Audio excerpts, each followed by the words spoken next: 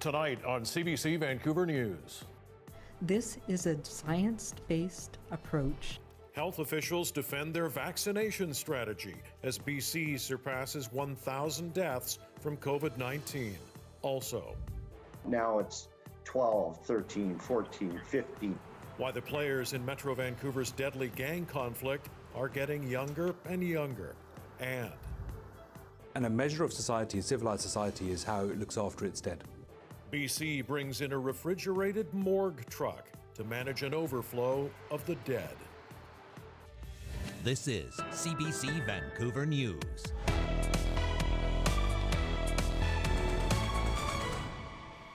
Good evening and thanks for joining us tonight. With another 22 deaths over the weekend, BC has now surpassed the grim milestone of 1,000 deaths from COVID-19. The total now sitting at 1,010.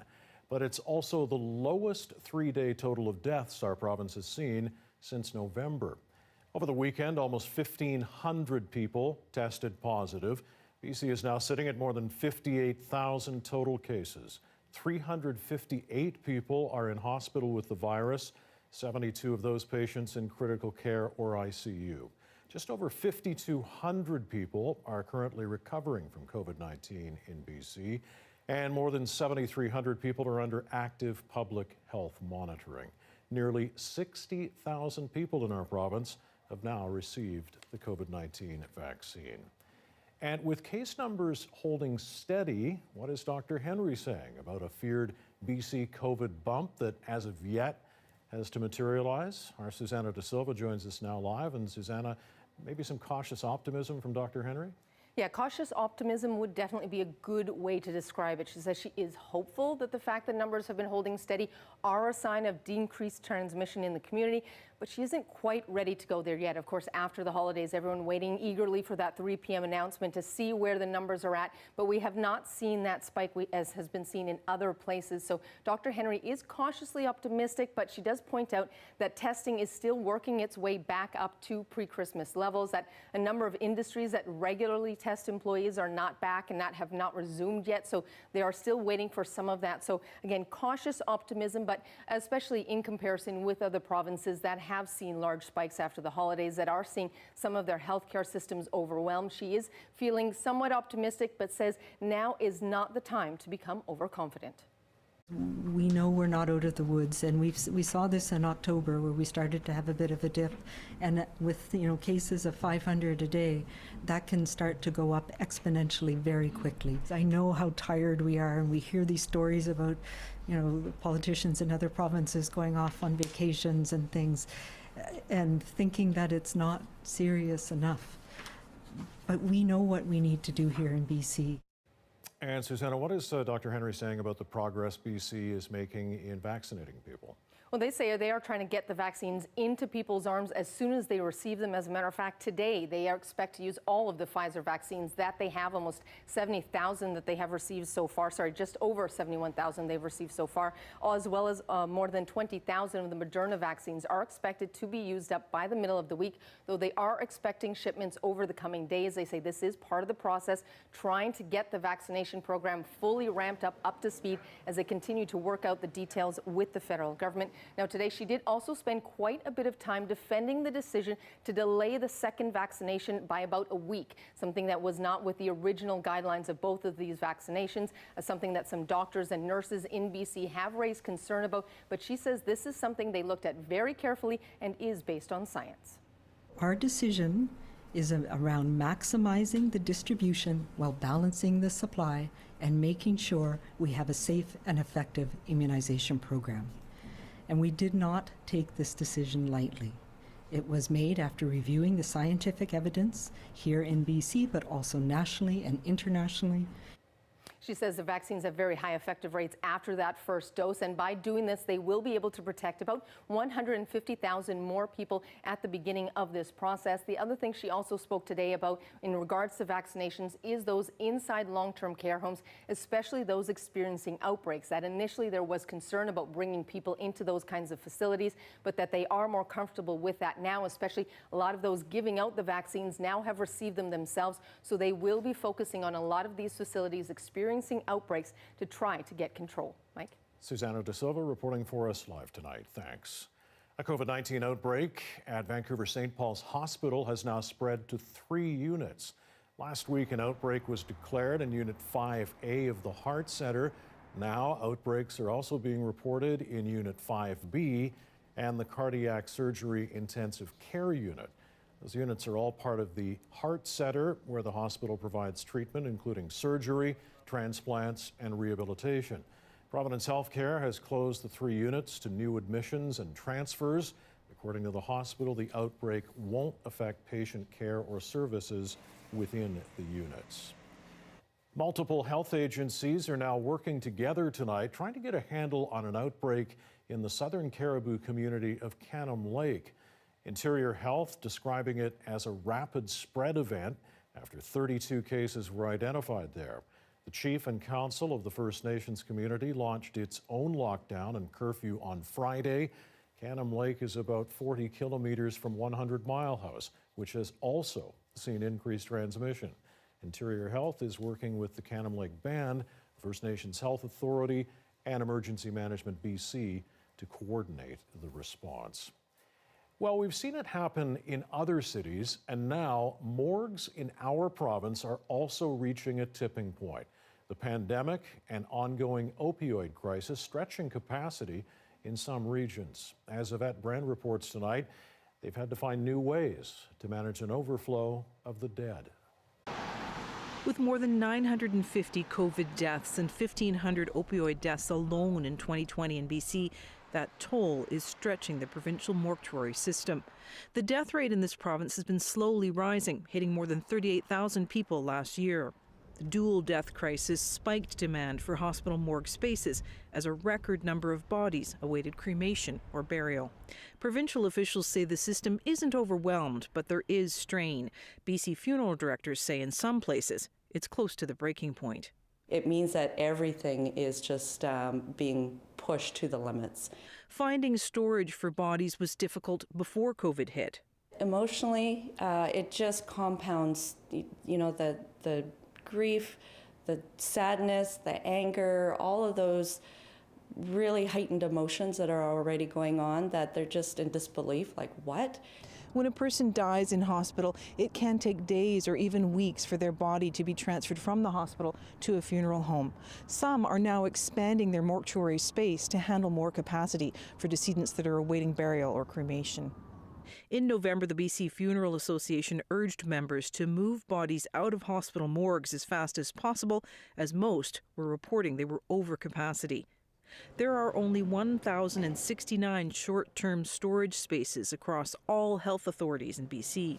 There is a light shone on this now. It is important. Early in 2020, provincial officials formed a working group and created a data map, the first province-wide outlook of mortuary capacity. We do start worrying when in my mind, things have got entered into the red zone when they're 80% occupancy. Now the province has expansion options and has already used them. If hospital morgues become overwhelmed, they can install pop-up canvas crypt spaces or contract specially designed cold storage trucks that can handle up to 46 bodies. I remember with horror the images I saw back in April, May last year of New York City, where these refrigerated trailers, and it still gives me tingles thinking about it, where people were, I guess, doing the best they could.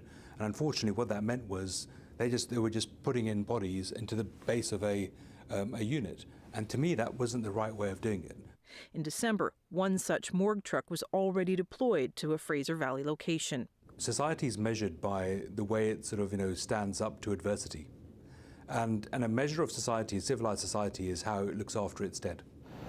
COVID has forced the province to take a closer look at just how much space is available for those who die and how to make sure it doesn't run out. Yvette Brand, CBC News, Vancouver. The mayors of Ladysmith and North Cowichan are taking issue with racism they say is being directed at Cowichan tribes as the Duncan Area First Nation deals with positive cases of COVID-19. First Nations community is currently under a shelter-in-place order due to an outbreak of the virus. The tribes have identified 70 positive cases among its 5,000 members, and now members say they are being targeted online and in the streets. really egregious. You know, one of them said, you know, why don't we just, these natives go back to hunting and fishing and isolate from our community? And somebody else said, you know, folks that are First Nations that work in retail here, they should just be fired until COVID is done. This isn't the time for us to be separate, to be fighting with each other, to be racist. A joint message from various leaders within the Cowichan area says they are sickened to hear of any racism directed towards Cowichan tribes members, with BC Green Party leader and MLA for Cowichan Valley, Sonia Furstenau, calling instead for kindness, compassion, and empathy.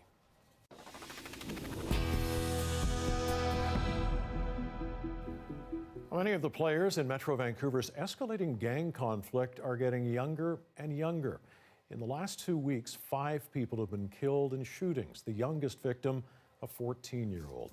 Tonight, Isabel Ragem speaks to a former gang member who says kids in our elementary schools are now being recruited with the help of social media. 28-year-old Dilraj Johal, 29-year-old Anis Mohammed, and 24-year-old Gary King. 3 young men killed in a span of just 4 days as Metro Vancouver's gang conflict appears to be heating up. These are reckless, mostly it seems like young people in their 20s, perhaps even younger, that are shooting each other in the communities. Totally unacceptable.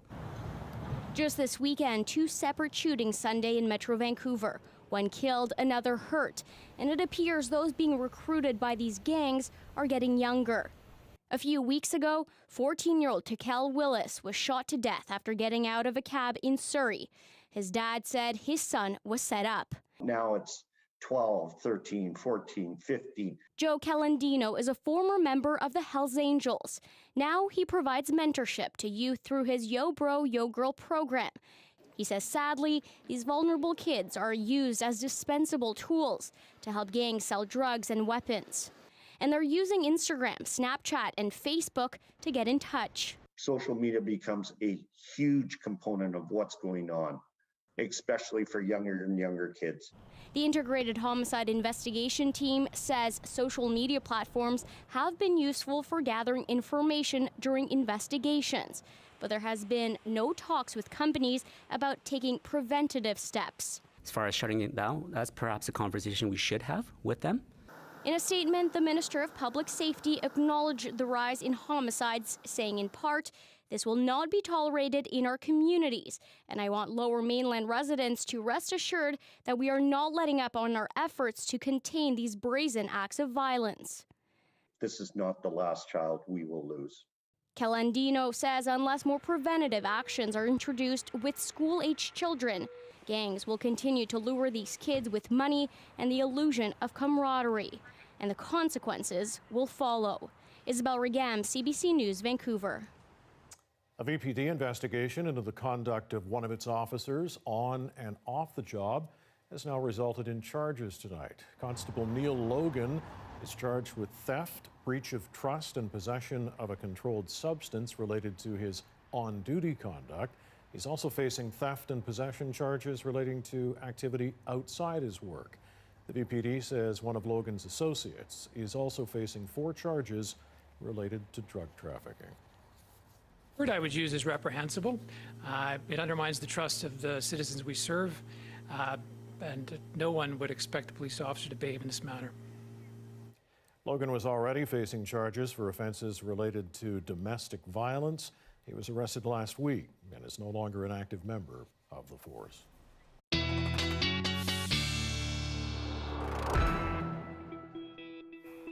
Meteorologist Johanna Wagstaffe joins us now outside. I guess that might mean the rain hasn't returned quite yet. It's just started, Mike. Yes. Since coming up to the roof, we've had about, I'd say, 15 minutes of the light showers moving across Metro Vancouver. This is the leading edge of what will be a very wet late evening, overnight, and Olive Tuesday. Let's just get that out there right now. It is going to be a pretty gross forecast for the next 24 hours. Let me show you what the radar looks like right now. I've also added the wind gusts in because we will see a gusty next 24-hour period. Seeing gusts right now to sort of 30, 40 kilometers per hour, but across Metro Vancouver, especially southeastern sections, we could see gusts top 50, 60 kilometers per hour. But the rain really will be our big story, and it's kind of a 1-2 punch. We'll see heavy rain ramp up in the next couple of hours through to tomorrow morning. So for the commute, we could already be looking at some pooling on the roads. Might get a very short break between rounds. Another little center of low will move in tomorrow night to sort of put an exclamation point on what has been a stormy start to the year. I do see some sunshine in the forecast, so I will get us through to a bit of a breath of fresh air midweek, and I'll time out the long-range forecast coming up, but we'll have to get through tonight first, Mike. All right, we'll look forward to that. Thanks, Joe. Talk to you again in a bit. A Vancouver company that has built props for countless TV shows and movies is being forced out of its shop. As CBC's Rafferty Baker reports, the city, which owns the property, plans to demolish it to make way for construction at the new St. Paul's Hospital. I really like these pieces. They're horribly heavy. Booth Milton has been making movie props for well over 30 years. Most of that time, he's been in this 8,000 square foot shop on Pryor Street. He's worked on countless movies and TV shows. Milton made the lousy prosthetic hand in Happy Gilmore. Damn alligator bit my hand off. Oh my God! Yeah. I had to make like 5 or 6 different versions until I nailed how bad it had to be. Milton worked on X-Men movies, Battlestar Galactica, Fantastic Four. We did on iRobot, we did the car that's crashing through the tunnel that's on its side and gets crushed. So we did the crushed version. But Milton's time in this building is coming to its own crashing halt. The city of Vancouver is his landlord, and it has ordered him out to make way for the new St. Paul's Hospital construction next door. We're sort of scrambling with the logistics of exactly what to do, because we have a full machine shop, 3D printing, mold making, as well as laser engraving. Milton says finding anywhere with similar space will cost him about double in rent, and it may require a move out of Vancouver. Langley, perhaps. I would love to keep my machine shop intact because it's a good revenue builder, and it employs a lot of people downstairs. He'll probably have to downsize, and lots of what he's collected over the years might not be able to come with him. It might be an auction. You know, all options are on the table right now. We don't really know what we're going to do. Milton isn't blaming the city or upset about the hospital, but he's yet another victim of Vancouver's soaring rental rates. Milton has to be out by the end of the year. Rafferty Baker, CBC News, Vancouver. Just a reminder, you can also watch our newscasts live on CBC Gem.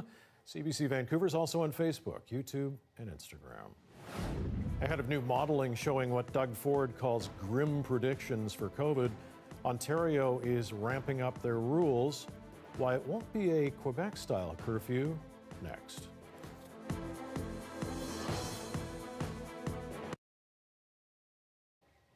And thanks for staying with us online during our commercial-free live stream tonight. A Cree teenager from Alberta is launching a project to adapt traditional storytelling to the digital age. As José St. Ange explains, the teen is hoping to break down stereotypes and inspire others to use their voices.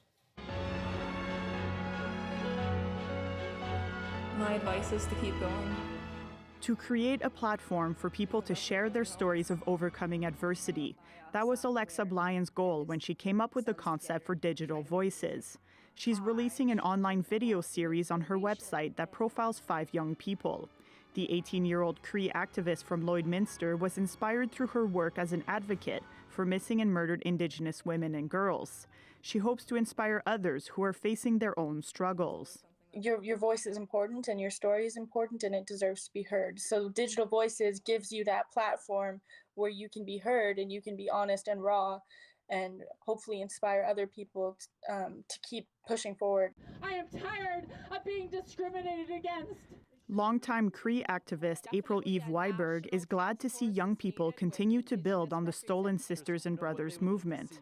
Advocacy work has been complicated by the COVID-19 pandemic, forcing groups to adapt in order to be heard. Weiberg says sharing personal stories of overcoming trauma also helps break down the stereotypes associated with missing and murdered Indigenous women and girls. There has to be a shift in public perception. And I know this as a family member, survivor, advocate, that often our people are blamed for their own murder. They help you and they support you. I'm trying to just show people that you can be yourself. Blyan wants digital voices to take viewers beyond assumptions. She hopes to create moments of connection by giving people a platform to share their true selves. Of raw connection, you learn a lot more. And that's, I think, why in my culture, storytelling was how we taught and it was how we learned. And I think digital voices helps to bring that back in a more modern way. José Saint-Onge, CBC News, Edmonton. And stay with us in just a couple of seconds. More COVID-19 news from across the country. And the Vancouver Canucks were back on the ice today after they canceled practice yesterday because of a COVID scare out of an abundance of caution. We'll have the latest on that coming up and more news in just a sec. Stay with us.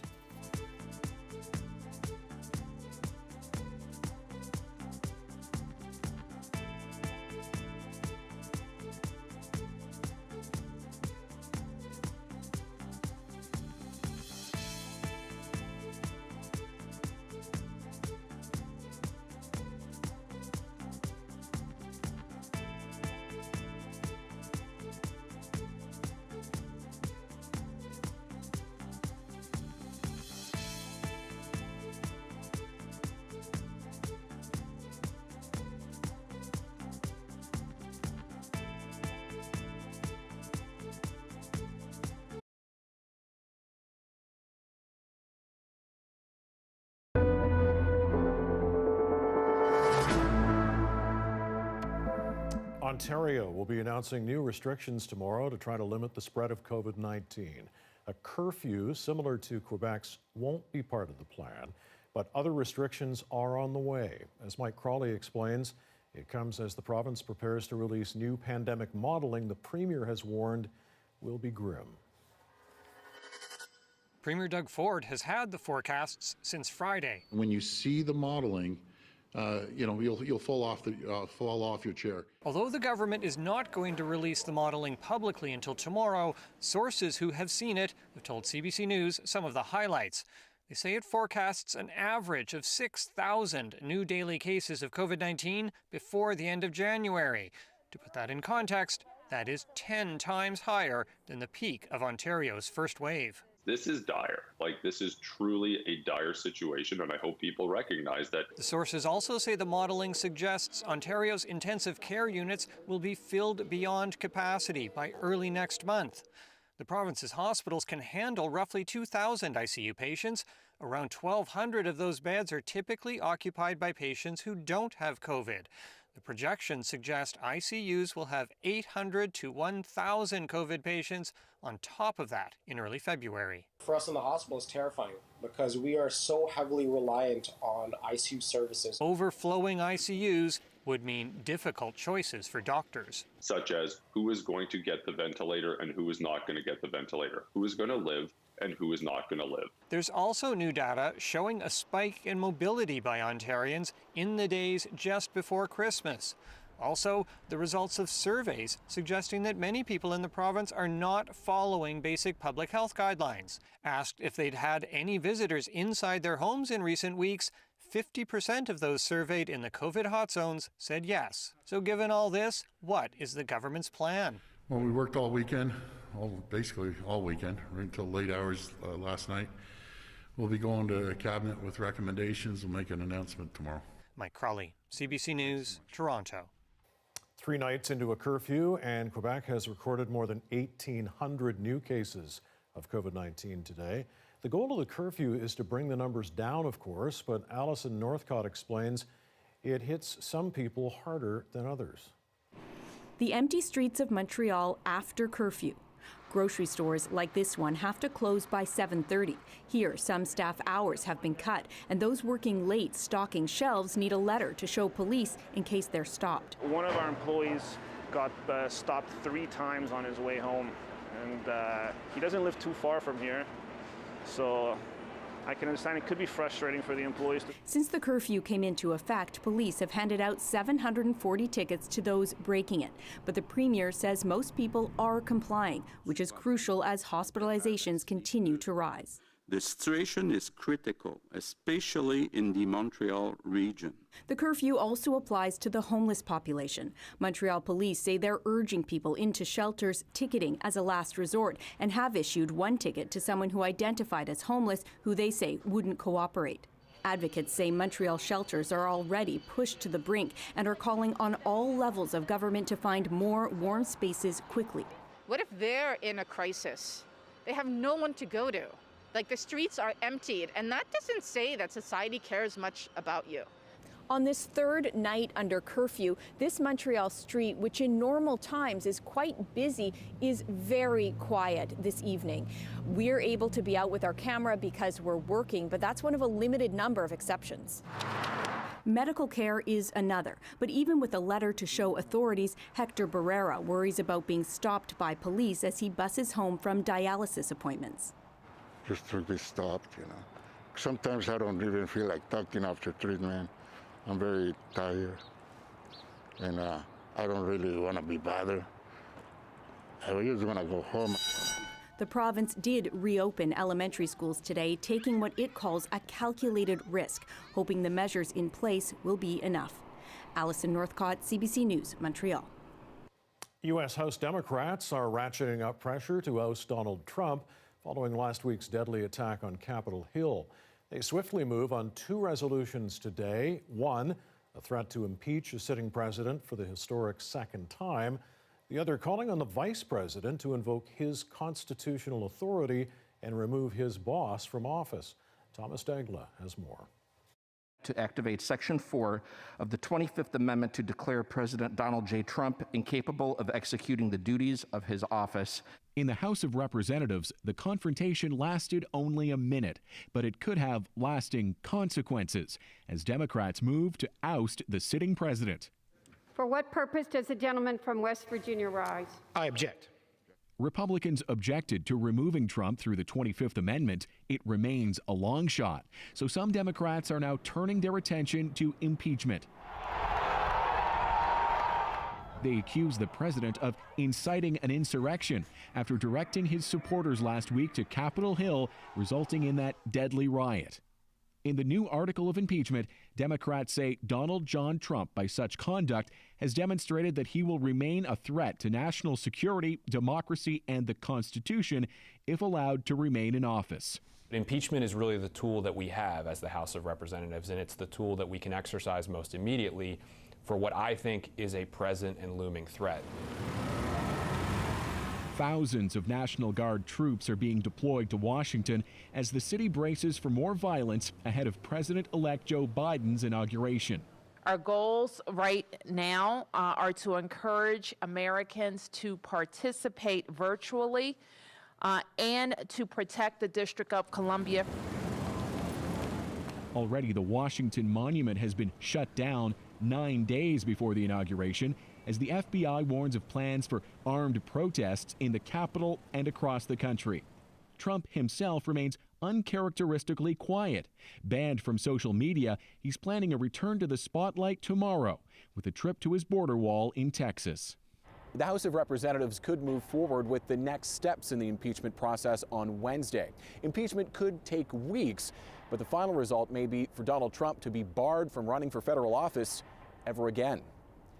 Thomas Dagg, CBC News, Washington. Statistics Canada is quietly sending out antibody tests to thousands of Canadians. What they're hoping to find out coming up.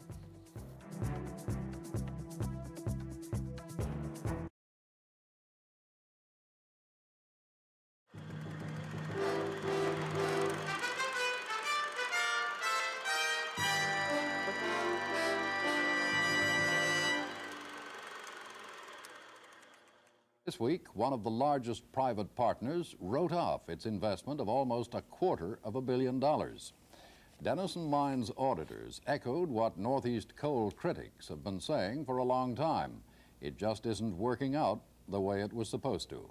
Brian Dubray reports. The opening of the Northeast Coal Project was a time for celebration. Japanese businessmen were all smiles. They were getting another source of coal to fire their huge steel mills. And so was Premier Bill Bennett. He pointed to this mega project as evidence his government was doing something about BC's rising unemployment rate. In fact, there are many that still do not believe what has been accomplished. But the promised boom times haven't materialized. The Quintet mine, by far the largest of the two mines, has been plagued with higher than expected startup costs. When production came on stream, the quality of coal wasn't up to par. Some geologists say they dug the pit in the wrong place. And supposedly solid contracts with the Japanese turned out to be anything but.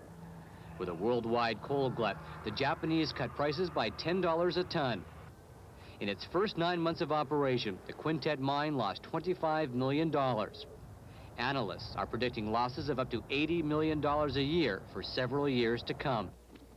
All that red ink meant trouble for Denison Mines, which owns 50% of Quintet.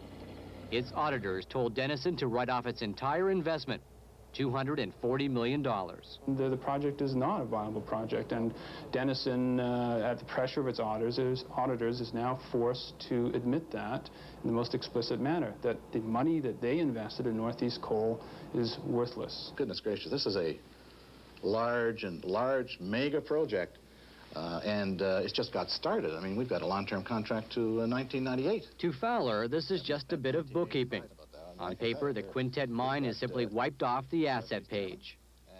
Denison blames that decision on overcautious accountants, an argument echoed by several industry analysts. But what we have that has transpired since a year ago is the failure of the Canadian banks, and I think the auditors have been forced to take a much stronger line. This accounting shift doesn't affect the mine's operations. It stays open, and no one loses their job. The real damage here is political. The provincial government has invested $700 million in this project. It built a new rail line to move the coal, new highways, and an instant town called Tumbler Ridge. Quite frank. Once again, Premier Bennett was forced to answer critics' claims that that money should never have been spent. In this case, the taxpayers do not take a loss. It is the shareholders of Denison who themselves invested in equity and therefore still have a mine, but one in which they'll have to work hard to maintain their values.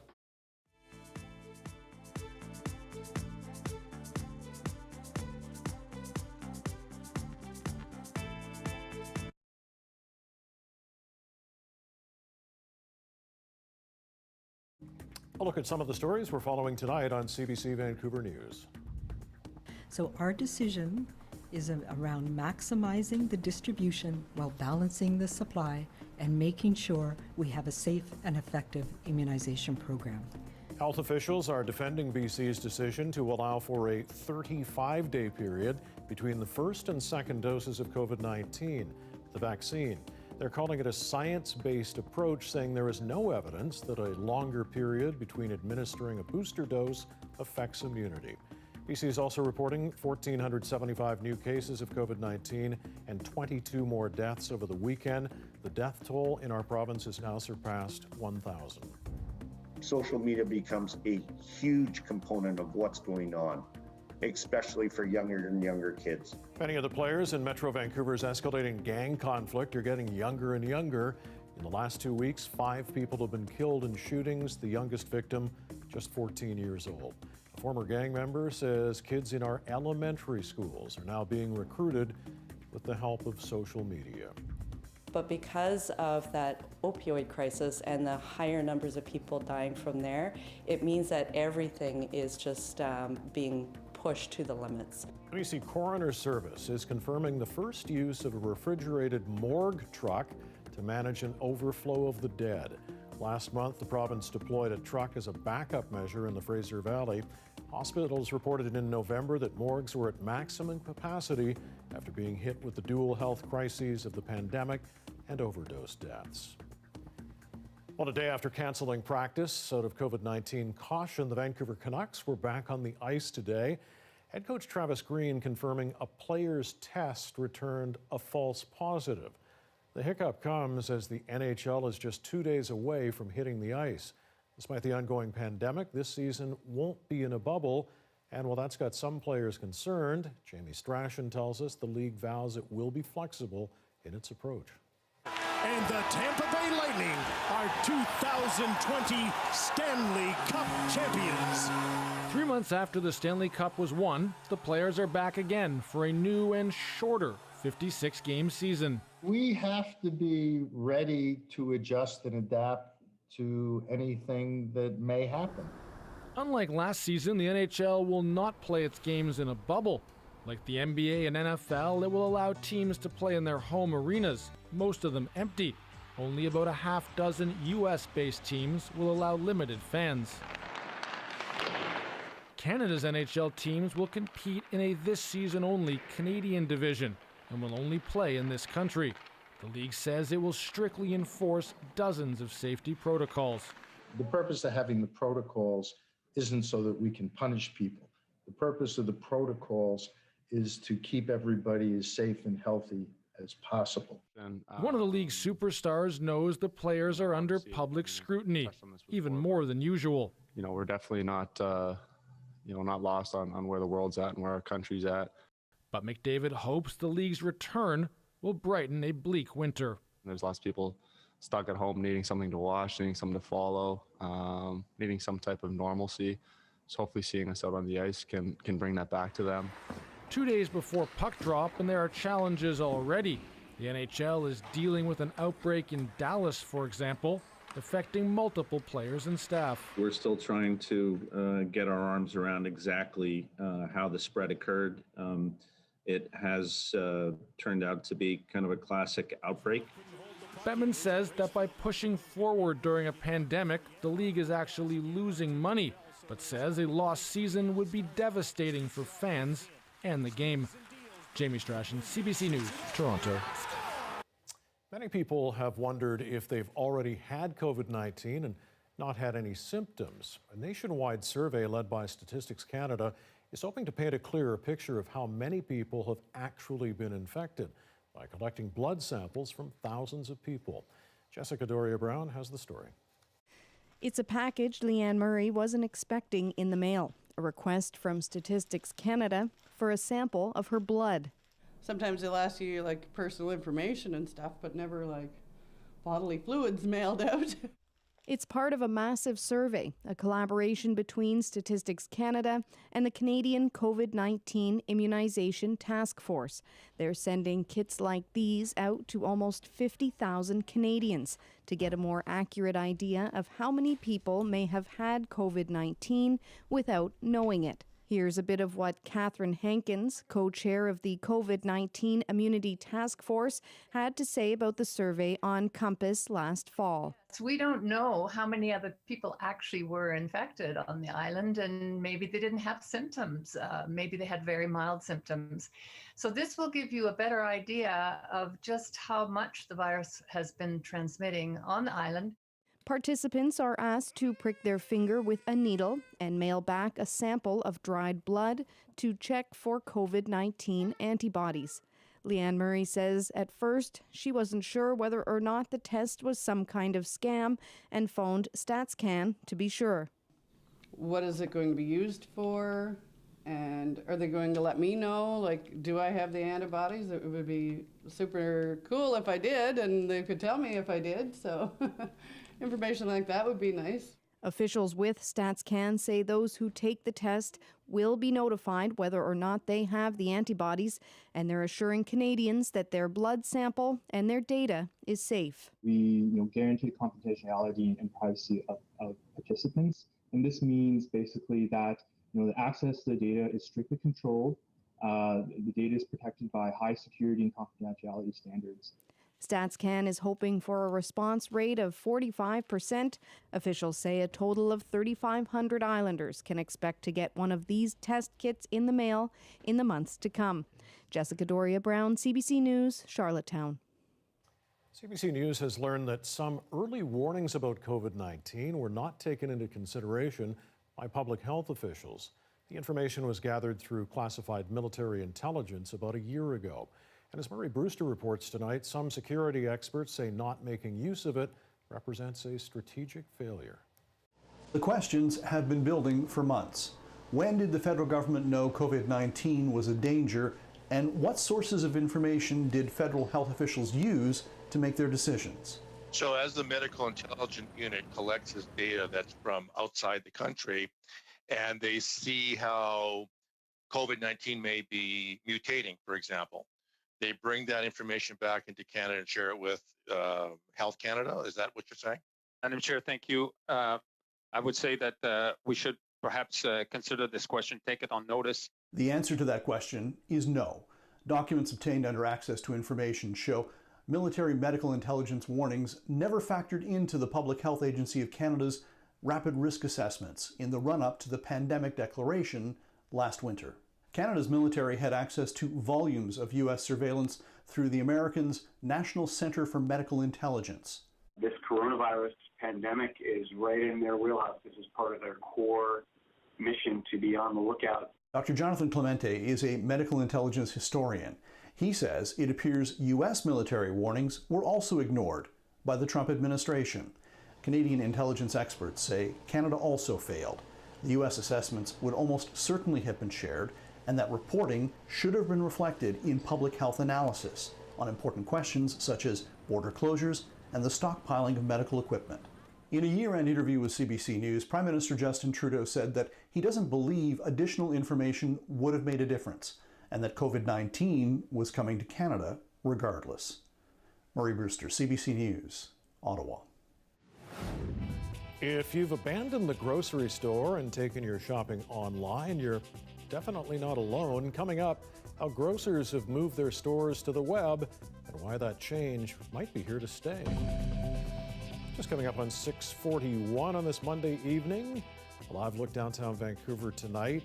More rain is on its way. In fact, it's just arriving now in the city. How much we'll get, along with some wind, with Johanna next.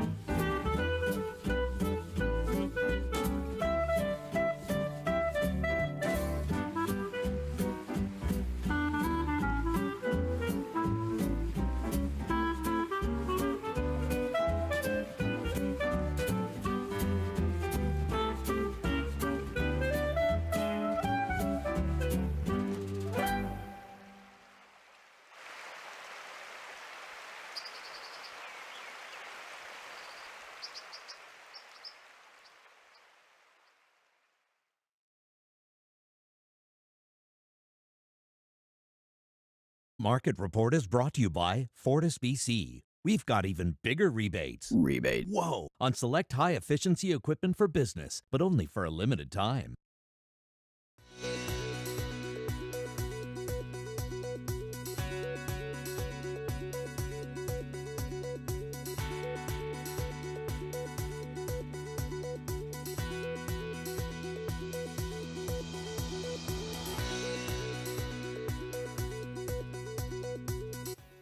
Canada's telecom regulator has kicked off its review of CBC's application to renew its broadcasting licenses. Officials representing the public broadcaster say it needs greater flexibility to meet the audience shift toward online platforms.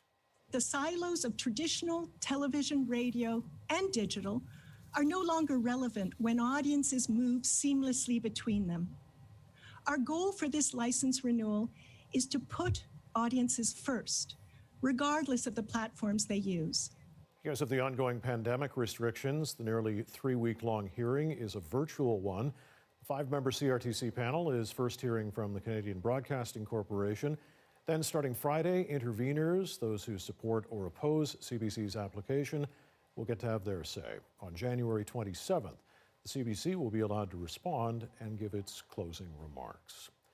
As lockdowns and curfews keep more people at home, grocery stores have been forced to invest in and adapt to a high volume of online orders. As Jacqueline Hansen tells us, they're hoping that trend will last even when we're in the clear of coronavirus. Grocery delivery has gone from novel to normal. We're seeing growth rates today that we expected to see 3 to 4 years from now. When the pandemic first hit, Sobeys says online orders increased 300%. As the lockdown announcements continue, more and more people turn to online grocery. Expansion plans already in the works have become an even bigger priority. Like this $100 million warehouse Sobeys opened in June. Hundreds of robots on a grid 3 stories high bring groceries to the human packers below. They can pick a 50-item order in 5 minutes. Over the past year, grocers raced to keep up with demand. Loblaw opened more pickup locations and converted sections of 5 existing stores to strictly process orders, including one automated location in Toronto with more in the works. Metro also increased order capacity out of its hub stores and plans to open its first online fulfillment center in Montreal this summer. We believe that post-COVID, consumer behavior will have shifted somewhat towards online purchases. Online groceries had been a tough sell in the past, and still not all Canadians are biting. I haven't tried it yet. I always assumed that it was more expensive. I like to choose my own. I think that tactile experience is really important to Canadians. This industry analyst says many new online shoppers will likely return to stores. I suspect there may be some disappointment in how much continued online grocery shopping there's going to be. Sobeys says it doesn't expect e-commerce to take over entirely. The majority of sales are going to continue to be in store for a very long time. Still, consumers and grocers have had a taste of the future that may have taken years otherwise. Hi there. Jacqueline Hansen, CBC News, Toronto.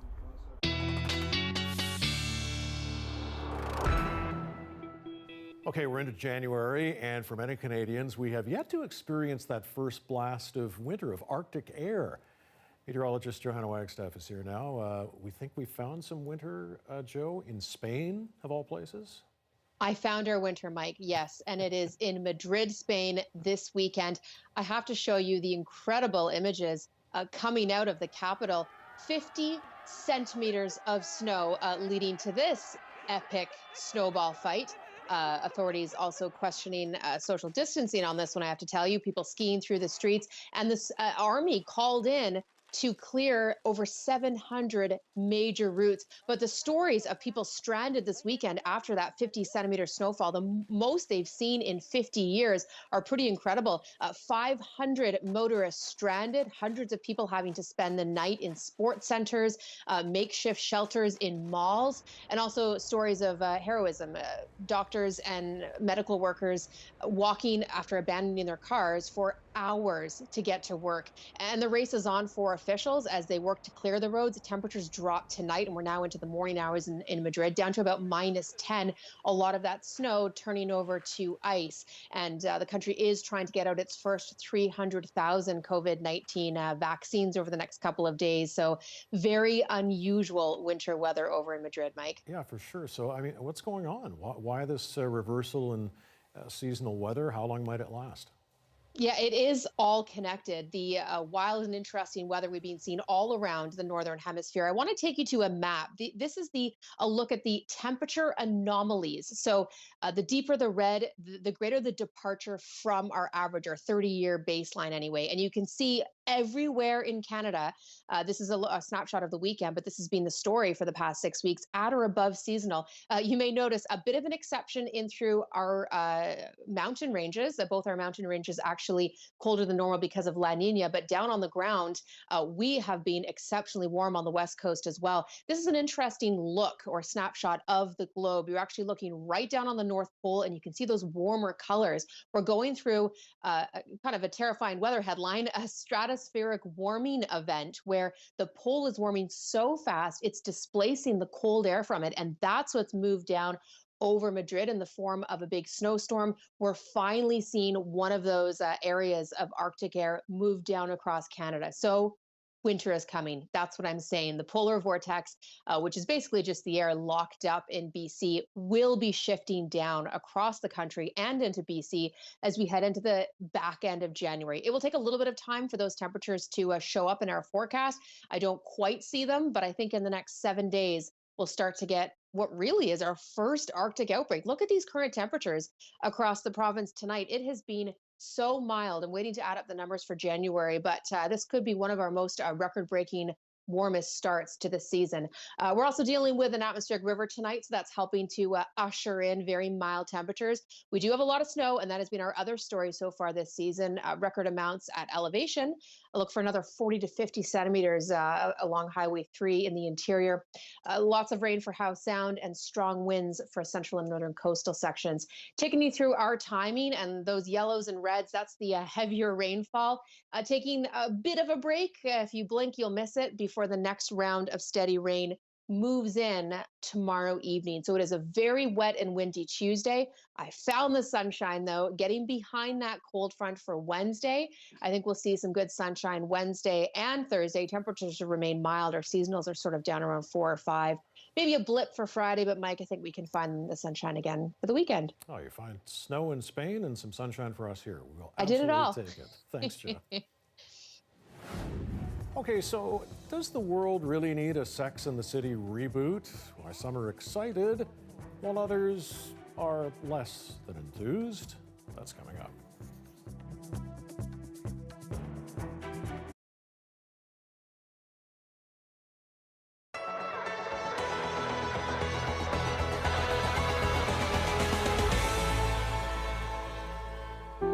Sully isn't able to go for walks as long as he normally does. He just passed 14 and a half. As soon as I leave the house, he wants to come. He just kind of lights up when he gets to go.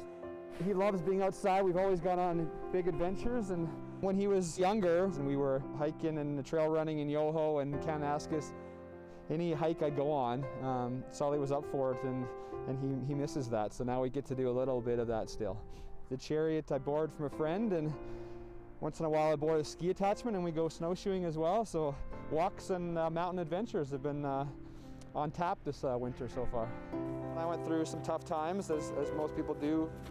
He was there for me, and he got me through those, just the companionship. He's given so much to me that it's only fair that every second I get now I can give that back to him. Yeah, some of the things I've learned, I mean, one obviously is the loyalty. I mean, he's just to a fault. His patience. I mean, when my kids were little, no matter what they did, climb, play with them, he was just there for them, and there's never any concern. I mean, patience is loyalty and love. And he's happy. He just loves life, and he's a people person, so everybody on the trail he loves to say hi to. He's just got something about him that just people are drawn to. Having a dog in my life is everything. Seeing all the things we've been through, I don't think that there's ever going to be a time where I don't I can't answer that question very good. I just get emotional.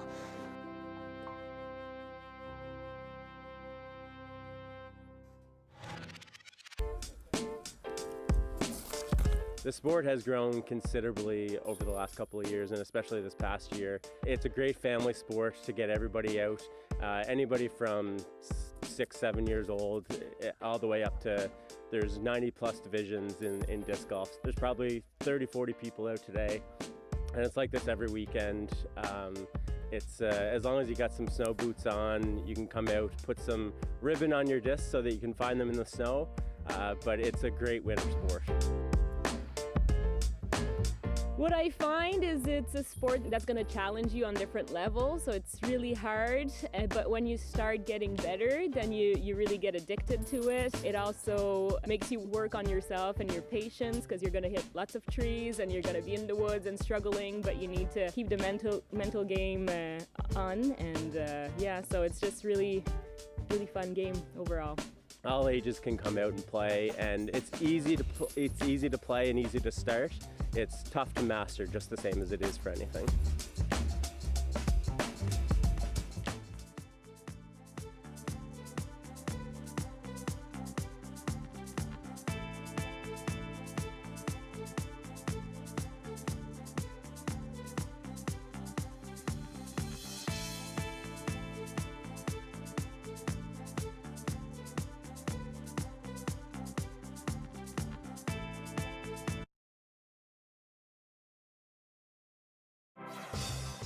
Hi, I'm Amy Bell, and here's what's in your CBC Vancouver inbox. Never miss out on a CBC contest, special series, or information. Make sure you sign up to our e-newsletter at cbc.ca/Vancouver Inbox. And CBC Vancouver is a proud sponsor of the Digital Inclusion of Isolated Mothers in Canada Conference, January 19th to the 20th. Join BC Today host Michelle Elliott on day 2 of the conference. Learn more at mothersmattercentre.ca.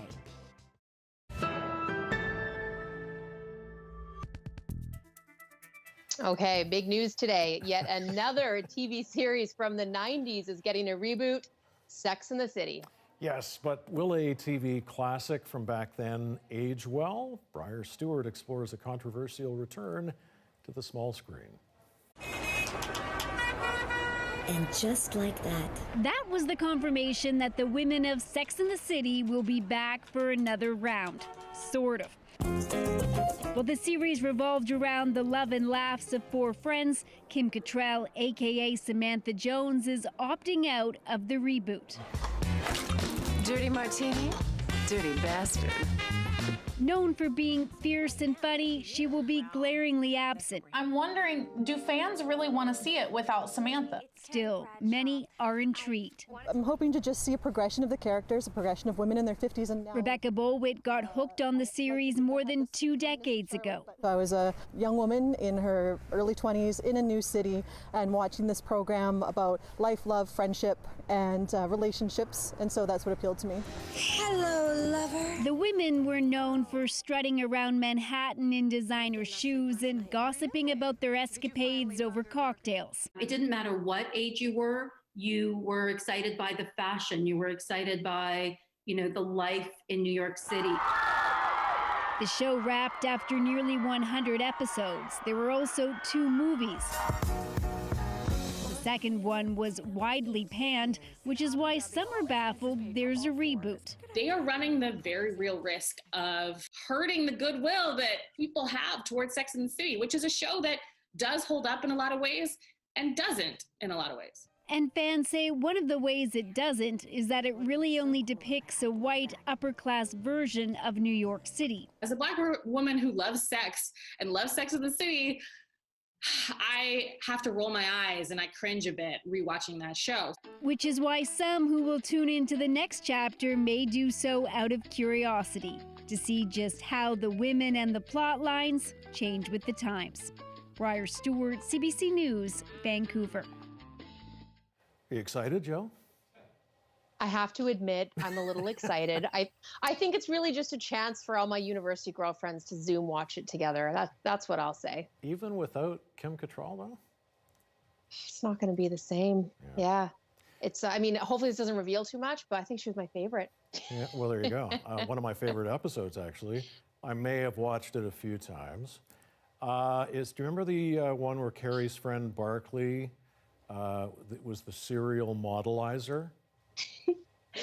I love that you know this, and yes. Now everybody's going to have to look it up because it's so good. Okay. Yeah, yes. I'll send you the Zoom invite for when we watch it then, Mike. You're invited. Good stuff, Joe. Thanks a lot for watching tonight. Dan's here at 11 right after the National. Good night.